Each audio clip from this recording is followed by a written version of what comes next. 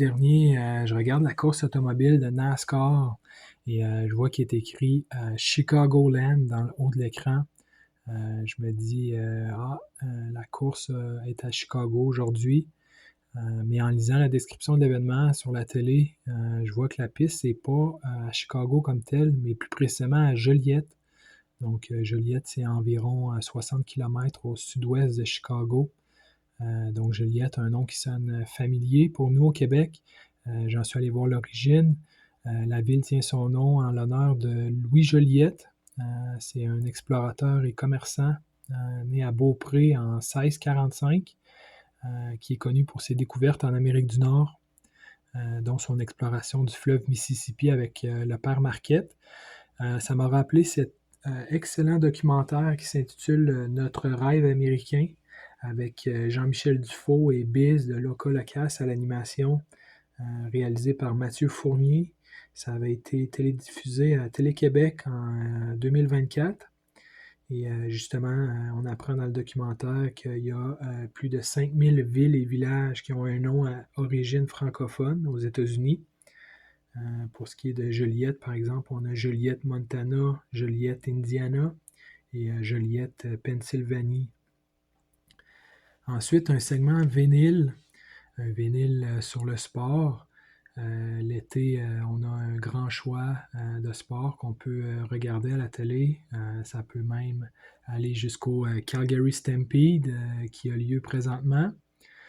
Si je vous demandais, est-ce que ça vous arrive de vous ennuyer de certaines voix sportives, annonceurs qui ont marqué l'histoire? Donc le titre du vinyle, c'est Thrilling Moments in Sports. Les voix et sons derrière les plus grands événements de sport de l'histoire. Du côté 1, on a la boxe, le football et la course de chevaux. De l'autre côté, on a le baseball et l'athlétisme. Au total, il y a 35 enregistrements différents. En voici quelques-uns que j'ai traduits en français.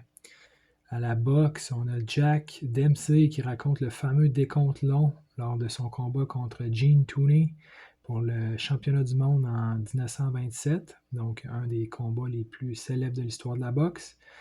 Gene se souvient de ses réactions face à l'arbitre qui a effacé le décompte. Ensuite, on a Joe Louis qui remporte le titre des poids lourds contre James Braddock en 1937. Au football, on a Newty Rockney qui donne un pep talk à son équipe, le Fighting Irish de Notre-Dame, en 1925. On a Roy Regals qui explique comment il a couru du mauvais côté dans le Rose Bowl de 1929. On a le commentateur Harry Wismer qui a de la difficulté à savoir quand le match entre Army et Navy prend fin en 1951. On a l'annoncement de Pearl Harbor durant le match entre les Giants de New York et les Dodgers de Brooklyn en 1941. À la course à chevaux, on a la description de la plus grande course de chevaux de tous les temps, War Admiral contre Seabiscuit en 1938. Au baseball, on a le circuit miraculeux de Bobby Thompson pour battre les Dodgers et avoir le droit de rencontrer les Yankees en série mondiale en 1951. On a Don Larson des Yankees qui lance un match historique en série mondiale, 100 points ni coup sûr contre les Dodgers de Brooklyn en 1956. Et finalement, en athlétisme, on a Roger Bannister qui est le premier à battre la marque de 4 minutes sur une distance de 1 000 en 1954.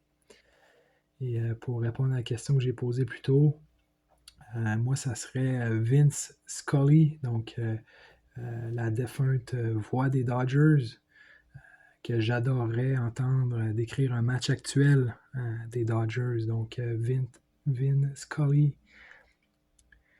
Pour terminer, donc en fin de semaine, ce sera les finales de tennis pour la 139e édition de Wimbledon.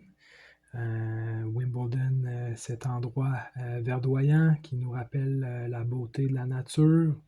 Donc, une autre chose qui me rappelle la beauté de la nature, c'est les peintures de style impressionniste.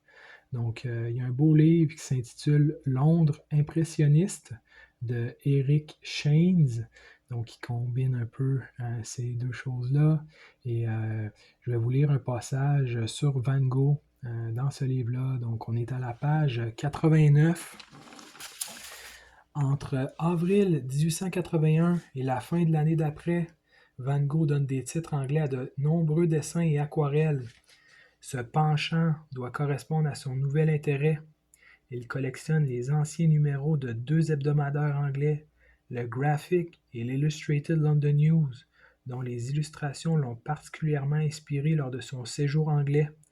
En 1882, il acquiert les séries complètes du Graphic pour les années 1875, 1876, 1879 et 1880, des numéros isolés publiés en 1882 et peut-être des séries complètes pour 1869, 1870 et 1873. En outre, il achète de nombreuses gravures séparées, de même que le Graphic Portfolio de 1877, album des meilleures illustrations paru cette année-là dans le journal, gravé à partir des bois originaux et non des planches métalliques qui en sont tirées. Au milieu de l'année 1882, Van Gogh a dans sa collection à peu près 1 millier d'illustrations et le mois de janvier suivant, il l'accroît encore en acquérant 21 volumes reliés de tous les numéros de Graphic publiés entre 1869 et 1880 qui contiennent plus de 10 000 dessins. Désormais, les manques de sa collection sont largement comblés et il échange ses doubles. Après avoir hésité à mutiler les journaux, il se décide enfin à détacher les gravures qu'il préfère et les monter sur papier marron foncé ou gris, de sorte à pouvoir facilement les juger et les comparer. À la même époque, il fait également un montage de nombreuses gravures recueillies dans l'Illustrated London News. Sans nul doute, ce qui attire Van Gogh dans les illustrations anglaises est leur alliage de contours hardis, de tons francs, dans une thématique essentiellement sociale.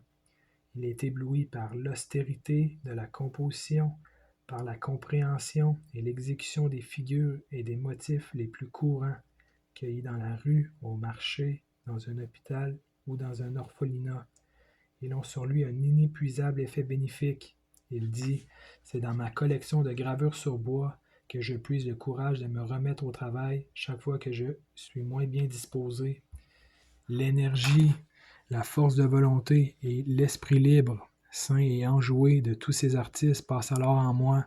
Leurs œuvres ont un cachet grandiose et solennel, même lorsqu'ils dessinent un tas de fumier. » Donc on décrit certaines de ces œuvres-là qui l'ont inspiré.